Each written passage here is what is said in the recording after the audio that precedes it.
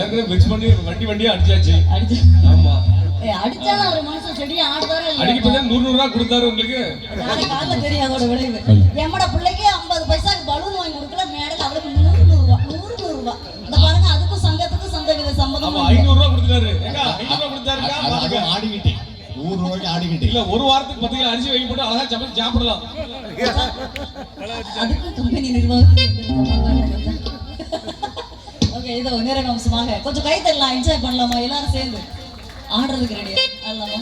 எந்திரிங்க எல்லாரும். ராம்குமார் மச்சான் எழுப்புங்க, சங்கத்துல எல்லாரும் எழுப்பி விடுங்க, எழுப்பி விடுங்க மச்சான். எந்திரிங்க, நீங்க எந்திரிங்க மச்சான். அந்த துண்டை இடுப்புல கட்டுங்க.